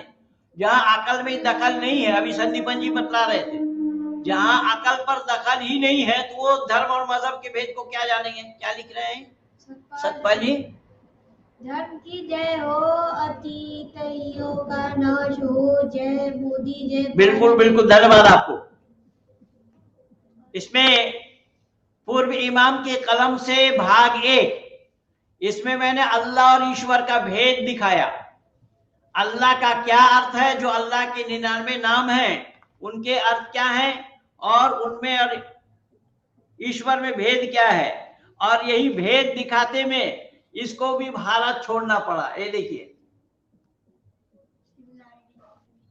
इसको भी भारत छोड़ना पड़ा, इसको मैंने खुली चुनौती दिया है। और सुदर्शन न्यूज चैनल में भी आप देख सकते हैं डॉक्टर जाकिर नाइक का पर्दाफाश, ये किस तरीके से मुझे निमंत्रण देकर के बुलाया 2004 के 1 जनवरी में। भारत छोड़ना पड़ा इसको।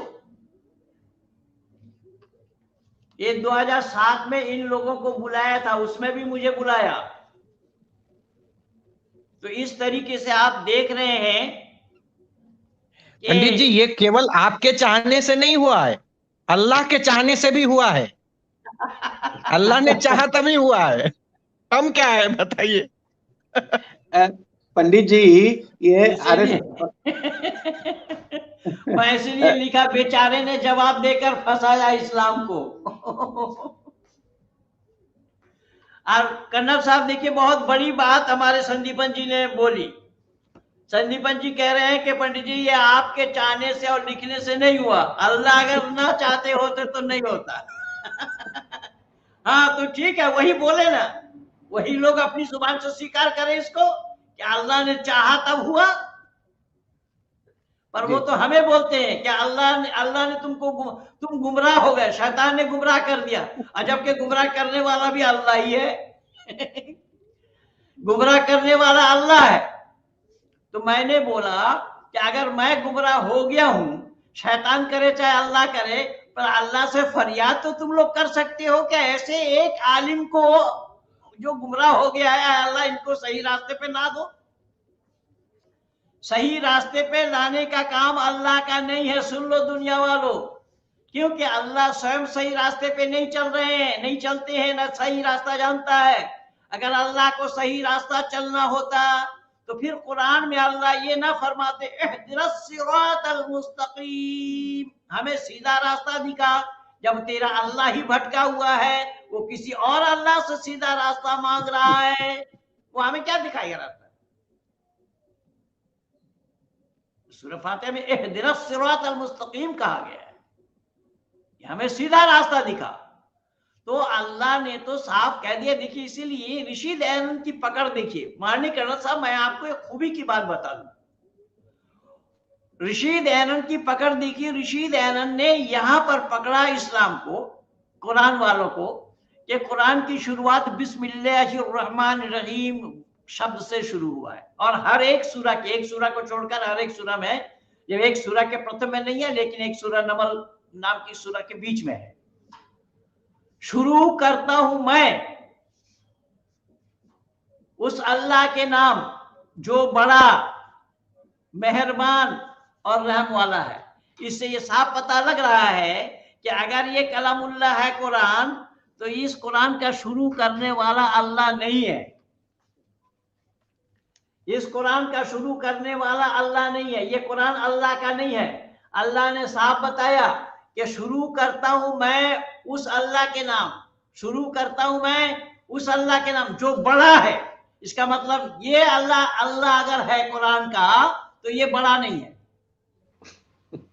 अच्छा, इससे पता चला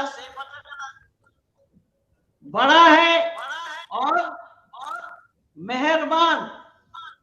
और ये अल्लाह मेहरबान नहीं है। ये अल्लाह अगर मेहरबान होते तो छुरी, पशु के गले में छुरी चलाने की हुक्म न देते। पशु के गले में छुरी चलाने का हुक्म इसी कुरान ने दिया है। इन्नमा हर्रम अलैकुमुल मैतत वद्दम वलहमल खंजीर वमा उहिल्ल बिही लिगैरिल्लाहि वल मुनक़लिक़ात वल मौक़ूज़ात वल मुतरद्दियात वमा अकल सुबु इल्ला मा ज़क्कैतुम वमा ज़ुबिहा अलन नुसूब, ये शब्द है सूरह माइदा के अंदर में। तो कहने का तात्पर्य ये है कि अल्लाह तो खुद स्वीकार कर रहे हैं इस बात को, जो निहायत मेहरबान। जी नमस्ते, कहाँ चले गए भाई आप? ये अल्लाह मेहरबान नहीं है। वो अल्लाह मेहरबान है जिसके नाम से शुरू किया जाए, और रहम वाला भी है, उसको रहम वाला भी बताया। ये अल्लाह रहम वाला नहीं है। ये अल्लाह अगर रहम वाला होते, हाँ, ये अल्लाह अगर रहम वाले होते तो पशुओं पर भी रहम खाते। दयानंद ने इसी भेद को खोला है माननीय कर्नल साहब। जी। माननीय कर्नल साहब के जहन में मैं ये डालना चाहता हूँ कि इसी भेद को दयानंद ने खोला है। ये कोई नहीं जाना, इससे पहले किसी ने नहीं जाना। हाँ, जाना था। कुरान के ऊपर अगर कलम चलाया किसी ने, तो सबसे पहले राजा राम मोहन राय ने चलाई। इतिहास बेटा सर यदुनाथ सरकार ने चलाया, और उत्तर प्रदेश के मुरादाबाद के रहने वाले वैश्य परिवार का इंद्रमणि जी ने भी चलाई। उसके बाद ऋषि दयानंद का नंबर आया। ये सारा काम हो चुका था। तो ऋषि दयानंद का जो काम है वो बहुआयामी काम है। ऋषि दयानंद ने केवल मूर्ति पूजा, वेद में नहीं है मूर्ति पूजा नहीं करना चाहिए, इतना कहने से ही ये हिंदू बिदक गए। और अभी एक हिंदू को सुना ना, पिछले सप्ताह तो हमने वीडियो बना करके दिया। ये आवाज कहां से आ रही है?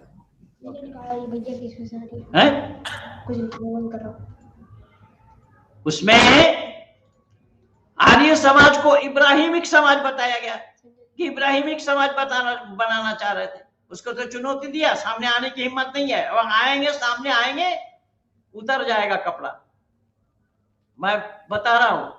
और अपने माननीय प्रोफेसर साहब ने तो बता दिया है कि अगर महेंद्र पाल के सामने में आने में आप डरते हो तो बंदा हाजिर है, आओ हमारे सामने में। ये तो माननीय अपने प्रोफेसर विप्लव मंडल जी ने बोला। सर, मुस्लिम आजकल कह रहे हैं कि एडम और हवा पहले और आए थे, यानी कि इस्लाम 1400 साल से पहले का है। 1400 साल से पहले का हो या 14,000 साल से पहले का हो, एक स्त्री और एक पुरुष से दुनिया बनाया जाना संभव नहीं है। पहली बात तो जानिए, कर्म जानना पड़ेगा ना, कर्म तरीका क्या। और वो आदम जो आपने बताया लिखा है, वो आदम बना कैसे, उसको कैसे बनाया गया? उस मायापति के टेढ़ी हड्डी से। टेढ़ी हड्डी से इंसान बनते हैं, महिला बनती हैं। अब पुरुष को बनाने के लिए मिट्टी की आवश्यकता पड़ी और अल्लाह को महिला बनाना नहीं आता, अभी आदमी को बना करके उसके हड्डी तोड़ दिए, वो भी बिना हॉस्पिटल, बिना नर्सिंग होम, बिना दवा, बिना दारू, बिना इंस्ट्रूमेंट, बिना सर्जन के। ये पागलपन नहीं तो और क्या है? हिसाब से तो हव्वा के जनक है आदम, हव्वा के जनक है आदम। ऋषि दयानंद तो यही लिखा है कि जब उससे पैदा हो रहा है तो उसके बाप हुए। माननीय कर्नल साहब देखिए, तर्क देखिए। ऋषि दयानंद का तर्क यह है कि जब उससे पैदा हुए तो वो तो बाप ठहरे, फिर पति पत्नी कैसे हो जाएंगे? और संदीपन जी भी यही याद दिला रहे हैं। अच्छा, मैं ये कहना चाहता हूँ पंडित जी कि ये आरएसएस वाले मुसलमानों का दिल जीतने के चक्कर में खुद को, मतलब उनको तो पता ही नहीं है, जैसे आपने उनको हिंदू शब्द का जो अर्थ है, जो लुगान में आपने जो अभी इससे पहले बताया कि हिंदू का तो अर्थ है लुटेरा, गुंडा, काला, पीला, जो भी है वो अर्थ है, तो उनको यही पता नहीं। और इनको धर्म की व्याख्या जो आप हमेशा बताते हैं, तो ये लिमिटेड नॉलेज वाले ये लोग हैं, तो मेरे को बड़ा ये होता है। और आप हमेशा कहते हो कि हम सब जब जन्म लेते हैं तो हम सब क्षुद्र होते हैं, क्षुद्र यानी छोटे होते हैं, अज्ञानी होते हैं, और मरते समय तक हम लोग अपने विचारों से ऊपर उठ जाते। जैसे आप हो, आप एग्जाम्पल हो, एक क्लासिकल एग्जाम्पल हो। जी पंडित जी।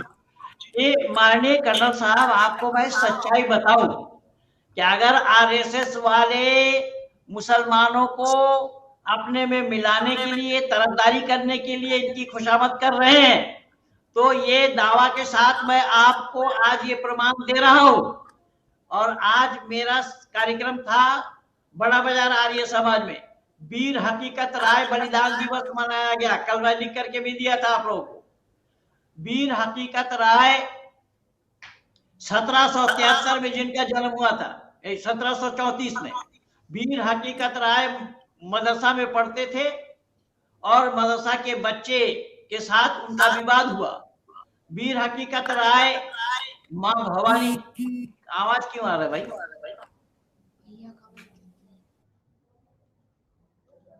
कहां से आ रही है? तो बंद कर उसको। तो वीर हकीकत राय भवानी के नाम से उपवास रखा। उस दिन क्लास नहीं गए। अगले दिन जब स्कूल पहुंचे तो बच्चों ने पूछा, तो भवानी के नाम से उन्होंने बोला उपवास रखा था। तो उन मुसलमान लड़कों ने उनको 50 गाली दिया उस भवानी, मां भवानी के नाम से। वीर हकीकत राय ने उसको पलट करके बोला कि यही शब्द, जो शब्द हमारे लिए बोल रहे हो, माँ भवानी के लिए बोल रहे हो, यही फातिमा के लिए समझ लो। बस इतना ही कहना था कि उसको मौत के घाट में उतार दिया। इस्लाम को मनाना इतना आसान काम है। आरएसएस वाले जितना भी प्रयास करें, ये मर जाएंगे, दुनिया मिट जाएगी, तभी आरएसएस वाले मुसलमान को अपने पक्षधर नहीं बना पाएंगे। मैं दावा के साथ बोल रहा हूं। और मुस्लिम राष्ट्रवादी मुस्लिम संगठन जो बनाया है ना इंद्रेश ने, उसका जो अध्यक्ष बनाया गया था दिल्ली में, सलीम नाम था उसका। मेरा भी मकान नागलोई में है, उसका भी नागलोई में है। मैं सुदर्शन न्यूज चैनल में उसको डांट दिया था। मैंने कहा तेरा नाम में इस्लाम का गंध आ रहा है, तू काहे का राष्ट्रवादी है भाई? तो अरब को ढो रहा है, राष्ट्र में रहता है और अरब को ढो रहा है। तो मैं आप लोगों को ये भी बता दूं कि इस्लाम वालों के लिए गुरु गोविंद सिंह ने क्या बोला, वो सुनिएगा। माननीय कर्नल साहब, मैं विनती करूंगा, समय आपका थोड़ा ज्यादा ले रहा हूं। गुरु गोविंद सिंह ने कहा कि अपना हाथ इतना पूरा राब में डाल दो, यानी गुड़, जो गन्ने का गुड़ बनाते हैं ना, तो गुड़ बनने से पहले जो आता है उसको राब बोला जाता है। इतना हाथ डाल दो और उसी हाथ को निकाल कर तिल के बोरी में डालो। जितनी तिल चिपक जाए हाथ में, इतनी रत्ती भर भी मुसलमानों को विश्वास न करना। ये मैं नहीं बोल रहा हूं, गुरु गोविंद सिंह बोल रहे हैं। ये आरएसएस वालों ने गुरु गोविंद सिंह को भी पढ़ करके नहीं देखा। पृथ्वीराज चौहान ने तो 16 बार छोड़ा मोहम्मद गौरी को, लेकिन 16 बार कोई जीवन दान देता है, वो भी शत्रु को। ये हिंदू तो मूर्ख कौम है। हिंदू की मूर्खता के कारण ये देश गुलाम बना, और 17 बार उसने चढ़ाई करी और ये देश को मुगल राष्ट्र में परिवर्तित किया। अब जब उसको मौका मिला, वो एक बार चढ़ाई करा, जब जीत लिया तो फौरन उसको पृथ्वीराज चौहान को मार दिया कर्नल साहब, मार दिया, एक बार में ही मार दिया। 16 बार जिसने क्षमा किया, जिसने जीवन दान दिया, उसको एक बार जीतने के साथ एक बार में ही मार दिया उसको। ये है इस्लाम। एक दो नहीं, ऐसे अनेक प्रमाण है। और ये सारा प्रमाण लेने के लिए हमारे गुरुओं की जीवनी को पढ़ना पड़ेगा। गुरु अर्जुन देव से लेकर के गुरु गोविंद सिंह, जो अंतिम के 5 गुरु हैं, उन 5 गुरुओं की जीवनी को अगर आप पढ़ेंगे तो इस सच्चाई को पा जाएंगे। लेकिन हिंदू कभी पढ़ करके नहीं देखा उन गुरुओं की जीवनी को। सिख एक ऐसी कौम है, इन गुरु गोविंद सिंह ही नहीं, गुरु तेग बहादुर को भी गुरु गोविंद सिंह ने अपने नजर के सामने में मुसलमानों के हाथ मरते हुए देखा, अपने 4 बेटों को मरते हुए देखा, 2 को तो जिंदा चिनवा दिया दीवार में, ईटा गारा समझकर दीवार में चिनवा दिया, जोरावर सिंह और फतेह सिंह को। ये हृदय विदारक घटना है। दिल्ली के जो फतेह, इसमें शीशगंज गुरुद्वारा है, वो शीश कटाने के बाद ही उस जगह का नाम शीशगंज पड़ा। इतिहास साक्षी है। तो कहने का तात्पर्य मेरा ये है कि अगर आरएसएस वाले मुसलमानों को अपने में मिलाने का खुशामद कर रहे हैं, तो दिल में सपन देखने वाली बात हो रही है। इसीलिए आरएसएस वालों को चाहिए मेरे स्कूल में भर्ती होकर के कुछ दिन ट्रेनिंग ले ले, चाहे मोहन भागवत जी ले ले, तो तब वो दुनिया को बता सकते हैं। उससे पहले बताया जाना संभव नहीं है। भाई, मरीचिका से प्यास बुझना संभव नहीं है। ये आरएसएस वाले मरीचिका, ये हिंदू आई नहीं है, मरीचिका है। मरीचिका से प्यास बुझाया जाना संभव नहीं है। प्यास बुझाने के लिए पानी पीना पड़ेगा, और पानी और मरीचिका का ज्ञान जिनको ना हो तो वो प्यास कैसे बुझाएंगे? ये हिंदुओं के साथ धोखा हो रहा है। और हिंदू इसी धोखाधड़ी में, जैसे लिखा ना कई लोगों ने, वो एक डॉक्टर है, पता नहीं कैसे डॉक्टर है, हथौड़ा मार डॉक्टर होगा, कोई डॉक्टर होगा, पता नहीं कैसा है, क्या डॉक्टर है। हेलो, हाँ पंडित जी, हमारे प्रोफेसर साहब बोलना चाह रहे हैं। भाई बोलना चाह रहे हैं तो उनको कब से बुलाया जा रहा है, वो कहाँ रह गए थे? जी प्रोफेसर साहब। हाँ, सुनाई दे रहा है अभी? हाँ हाँ, सुनाई दे रहा है, बोलिए। पंडित जी ने बहुत 3 बार आपको पुकारा है। नहीं, एक्चुअल नेटवर्क प्रॉब्लम था। देखिए, एक्चुअल बात, नमस्ते करते हुए सबको। कि जब अल्लाह खुद भरोसा का लायक नहीं है तो उसका बंदा कैसे भरोसा का लायक हो सकता है? अगर अल्लाह भरोसा का लायक अगर होता तो दिन में 5 बार भेजना पड़ता क्या? भेजना नहीं पड़ता, क्योंकि खुद बंदा भी ये बात जानता है अल्लाह ही भरोसा का लायक नहीं है, तो उसको मतलब उसका बंदा को भरोसा करना मूर्खता होगा।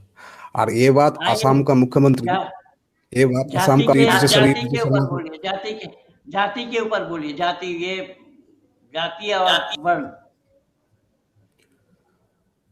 वर्ण तो हम लोगों का जन्म से शुरू हो जाता है। जन्म से हर कोई शूद्र होता है। जन्मनु जायते शूद्र संस्कार द्विज उच्यते। स्कंद पुराण नागरखंड अध्याय नंबर 239 श्लोक नंबर 1।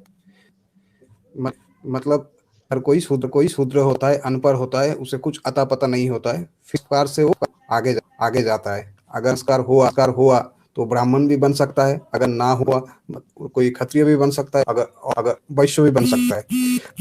अगर पढ़ने के बाद उसका अकल में कुछ नाम घुसा तो दोबारा फिर नीचे सबके यानी ब्राह्मण बनाया जाता है, क्षत्रिय बनाया जाता है, वैश्य बनाया जाता है। इतना प्रयास विफल हुआ तो वो सेवा का काम करेंगे। ये हाँ कुछ भी नहीं हुआ फिर वो वही का वही रह जाता है। जब माता पिता सबका माता पिता ही ब्राह्मण थे, मैं नहीं कह रही हूँ। ये महाभारत शांति पर्व आई नंबर 8 श्लोक नंबर 10 यहाँ पे साफ बताया गया कि सपिता ही ब्राह्मण था। गुण कर्म के आधार पर ये 4 वर्ण बन गया। सिर्फ महाभारत में ही नहीं, ये गीता अध्याय नंबर 4 श्लोक नंबर 13 में भी लिखा है कि गुण कर्म के आधार पे चतुष्टय सृष्टि हुआ है। और गीता का अध्याय 18 श्लोक नंबर 41 इसमें भी साफ लिखा है, स्वभाव व गुण जात अनुसार ही चतुर्वर्ण का रचना हुआ। ईश्वर की नजर में, जबकि ईश्वर के नजर में सब बराबर है, इसलिए ईश्वर ने सबको बताया तो मिलके रहो, आपस में बदसे रहो। वेद में है ऋग्वेद मंडल नंबर 5 सूक्त नंबर 60 मंत्र नंबर 5, मंडल 5 सूक्त 60 यहाँ में साफ बताया कि ईश्वर के नजर में हर कोई बराबर है, इसलिए आपस में मिलके रहो। और मनुस्मृति अध्याय नंबर 2 श्लोक नंबर 150 यहाँ में भी साफ आया कि हमारा यहाँ आयु से कोई बड़ा छोटा नहीं होता है, ज्ञान से बड़ा होता है। अगर कोई आयु में छोटा भी हो, ज्ञान में अगर वो बड़ा होता है माना जाएगा।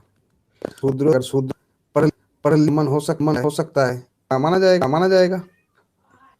यही तो कारण बहुत सारा ब्राह्मण ऋषि जो था, उन लोगों का पुत्र शूद्र बन गया था। और सिर्फ वही यही तो बात पृथ्वी को शूद्र भी बताया गया, मतलब को भी शूद्र बताया। बृहदारण्य 1.13 पहला भाग चतुर्थ अध्याय श्लोक में ये बताया कि शूद्र है, इसलिए कि पृथ्वी को अनजान है, पता कुछ नहीं, कभी बिगड़ जाता है, कम पा जाता अभी कुछ इसलिए बताया कि ज्ञान ही शूद्र होता है। और हर इंसान जन्म से शूद्र होता है, फिर ज्ञान प्राप्त करके। अपना लाइन डिस्टर्ब আছে, ये डबल आवाज আসছে। अब ठीक सुनाई या डबल हो गया? आवाज डबल आ रही है, डिस्टर्ब है कुछ। ओके ठीक है। तो बहुत धन्यवाद। समय थोड़ा ज्यादा हो गया है, हम लोग 1 घंटे के बजाय 1.5 घंटा तक आप लोगों का समय लिया है, और आप लोगों ने ये देखा, जानने और समझने का भी प्रयास किया कि सत्य एक होता है, सत्य 2 होना संभव नहीं है। सत्य मेवे जयते ननितम सत्य निपंथा विततु देवयाना। सत्य से ही विद्वानों का रास्ता प्रशस्त होता है। इसीलिए मैंने निवेदन किया, ये जो मेरी पुस्तकें आप लोग देखे हैं, 6 पुस्तकें हैं, इन 6 पुस्तकों को मैं एक साथ करके महेंद्रपाल लेखावली बना रहा हूं, और वेदऋषि.com उस पुस्तक को छाप रहे हैं। ये सूचना आप लोगों को देना था। मैंने ये सूचना दी कि मेरी 6 पुस्तकें जिनका नाम मैं बता दिया हूं, ऐसी 6 पुस्तकें एक साथ करके पंडित महेंद्र पाल लेखावली, जैसा रामचंद्र लेखावली है और लेखराम लेखावली है, वैसे ही महेंद्र पाल लेखावली मैं बना रहा हूं और vedrishi.com इसे निकाल रहे हैं। तो मैं आप लोगों का ये कीमती समय और ना लेता हुआ यहीं पर ही वाणी को विराम दूं, सबका आभार व्यक्त करते हुए, सबको अभिवादन करते हुए, सबको तहे दिल से धन्यवाद देते हुए कि मेरी एक आवाज पे आप लोग अपना समय निकाल लेते हैं और जुड़ जाते हैं मेरे विचारों को सुनने के लिए। आप लोग धन्यवाद के पात्र हैं। और इसी सच्चाई के लिए ऋषि दयानंद ने लिखा है कि सत्य के लिए मृत्यु अभी आवे या वर्षों के बाद, और धन चली जावे या धन आ जावे, लेकिन सत्य पथ से विचलित नहीं होना चाहिए। और मैं इसका प्रमाण आप लोगों के बीच में मौजूद हूं। मुझे भी खरीदने के लिए बौद्धिस्टों ने, ईसाइयों ने करोड़ों करोड़ों रुपया ऑफर दिया और ये सारा इंटरनेट पे भी लगा हुआ है। लेकिन परमात्मा की असीम अनुकंपा है कि सत्य के लिए मैंने सबको नकारा और ये कहा कि धर्म पैसे से खरीदने वाला चीज नहीं है, खरीदने वाली वस्तु नहीं है धर्म। धर्म एक होता है जो मानव मात्र के लिए होता है। इसीलिए हम मानव मात्र को चाहिए कि वो धर्म हमारा सत्य सनातन वैदिक धर्म है, वेद के आधार पर है, वेद पर आधारित है। इसीलिए हम उसी वैदिक धर्म को जाने, उस पर अमल करते हुए अपने मानव जीवन को सफल बनाए। इसीलिए मैं कहूंगा कि मानव बनो, मानव, ना हिंदू बनो, ना मुसलमान बनो, ना सिख जैनी बौद्धि बनो, मानव बनो। एक पेड़ ऐसा लगाओ कि जिसके छाए तले प्राणी मात्र को ठंडकपन का एहसास हो, और मरने से पहले एक पेड़ ऐसा लगा के जाओ कि तुम्हारे ना रहने पर भी उस पेड़ के छाए तले कोई भी प्राणी आएगा, वो ठंडकपन का एहसास करेगा। ये है मानवता। इसलिए मानव बनो। इन्हीं शब्दों के साथ कई भारत माता की